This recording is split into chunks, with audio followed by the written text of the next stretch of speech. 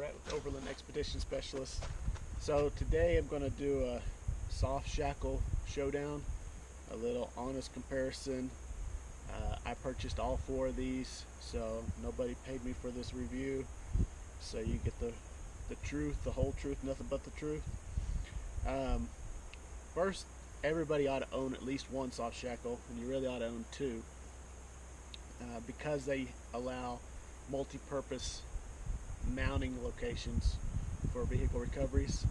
Of course, you can use them in your cleverest mounts, or your winch, your factory 55s, your roll bars, or we've used them to upright vehicles that have rolled over.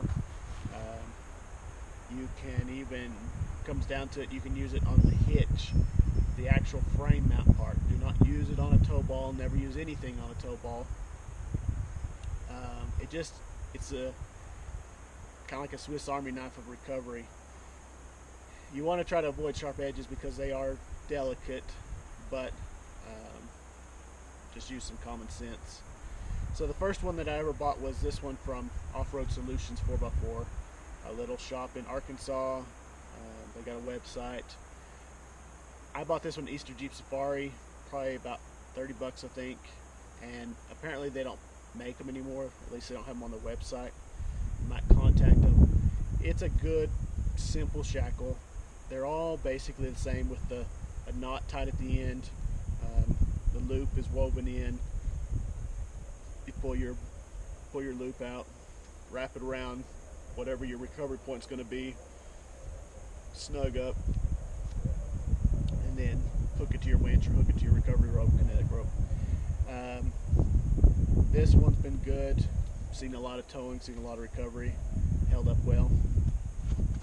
The second one that I ever bought was the Bubba rope, which is the most famous one, the gator jaw. This design was used in shipping and different things like that in the past. They were the first ones that really kind of brought it over to the public for the four-wheeling community. It's a great rope. They've got their markings, 7/16 rope, breaking strength 32,000 pounds, made in the USA.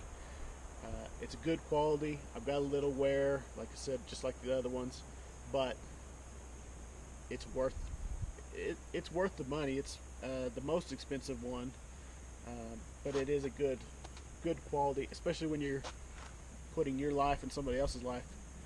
Don't skimp on the money. Third one that I bought was the Smittybilt, and the reason I bought this one was because 4-wheel parts is about 3 hours away from me, and so anytime I go in there I want to buy something to make it worth my trip. And so I went ahead and picked up an extra soft shackle. I have no idea where they make their soft shackles, so where this rope came from. I do know that they had a little tail coming from their knot that they used to shrink wrap to enclose. Well, after 1 or 2 uses, the tail came out, and so I've got electric tape holding the tail down. It doesn't change that the knot's still there, the knot's not going anywhere, but it just shows that the quality's not quite there. The brand of rope they're using is a little more worn than the others. So this one was probably about 30 bucks, but I would put it at the bottom of the list. The most recent one I purchased was the Voodoo rope. They've probably been around about the same as Bubba rope. I don't know who came first, but the quality is definitely here with the Voodoo rope. That just the strands, you can tell the difference between this and the Smittybilt. They also include, besides the big knot knuckle, a lot of guys have problems with in the mud and snow sometimes. If you're yanking really hard, this can tension up. So Voodoo rope included a pull tab to help you pull your knot loose from the system. it's a good idea. The Voodoo rope one is a little larger. At least this one is a 3/4 inch, whereas the others were 7/16. It makes it a little more difficult in a clevis mount because that pull tab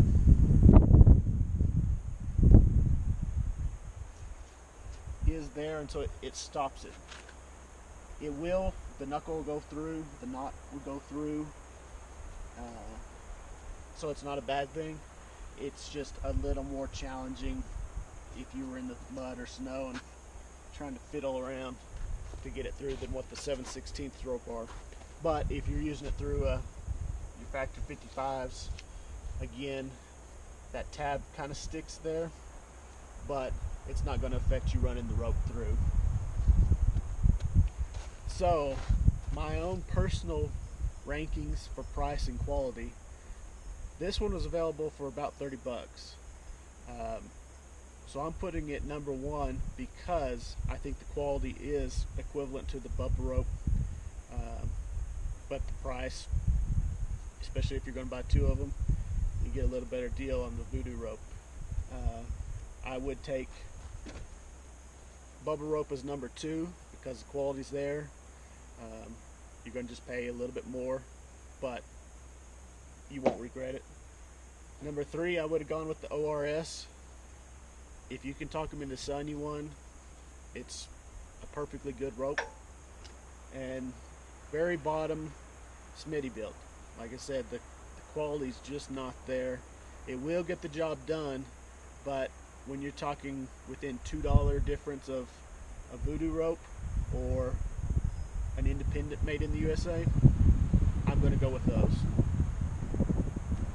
So whichever one you buy 2 of, pick you up one, they'll be worth it. I'll have some links at the bottom of the or in the bio to Voodoo rope and the Bubba rope. I'll throw the Smittybilt one in there, and I'll put the website if you can talk them into it. Or you can also, I'll put this on the blog on my website, overlandexpeditionspecialist.com, or resistentgear.com, resistent gear.com, and we'll talk to you later. Thanks.